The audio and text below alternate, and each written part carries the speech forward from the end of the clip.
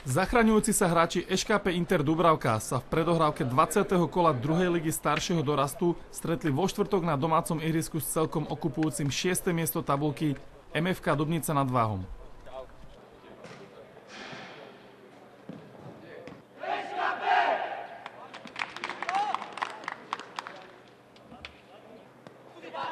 Prvú šancu na skórovanie mal hosťujúci Šmahajčík, ktorého peknou kolmicou za obranu vysunul Homér, no jeho strele chýbali centimetre.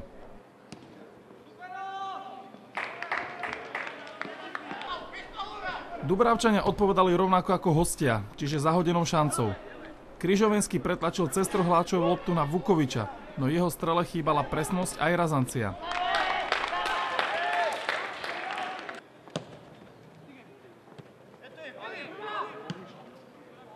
Prvýkrát v strehu musel byť domáci gólman Lučič v 10. minúte stretnutia, keď mu razantnou strelou vyprášil rukavice aktívny Šmahajčík.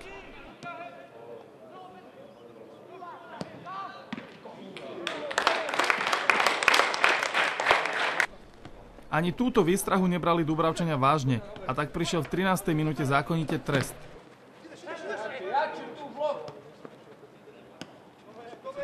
Nedôrazná obrana domácich nechala strieľanou prihrávkou od Šmahajčíka nájsť dobiehajúceho Sádeckého, ktorý nekompromisne otvoril účet stretnutia. 0-1.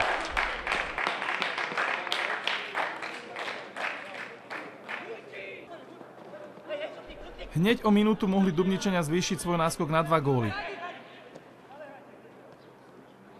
Z tandemu vybiehal Golej, jeho presný center našiel Šmahajčíka, no jeho strela kolenom šla nad.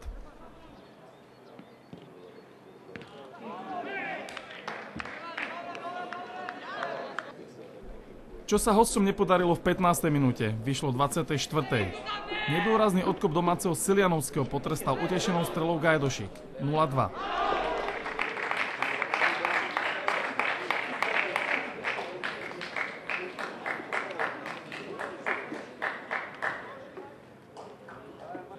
Dubravčania mohli znížiť náskok hostí individuálnou akciou Vukoviča, no Slávik v bráne hostí bol proti a tak po prvom polčase vyhrávala Dubnica v Dubravke 2-0.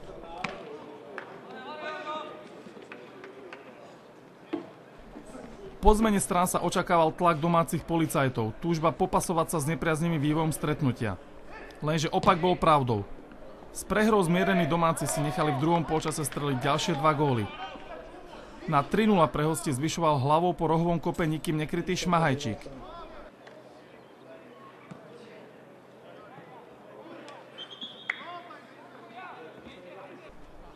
O 4 minúty neskôr strelil decimovaným hráčom ŠKP 4. gól striedajúci Suč, ktorý zužitkoval nezištnú prihrávku Šmahajčíka. Hostia dovolili Dubravčanom streliť aspoň čestný gól, keď na 1-4 znižoval do odkrytej brány Jahič.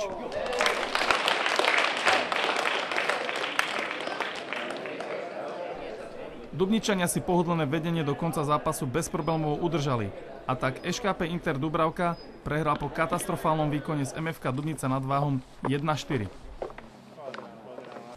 Z našej strany myslím, že sme neboli vôbec spokojní, musím to povedať, že dneska z hráči nevieme, čo sa s nimi stalo, ale proste boli takí spomalení, nejak tá reakcia herná bola pomalá, slnečko nejak možno asi na nás viacej pôsobilo ako na tých Dubničanov.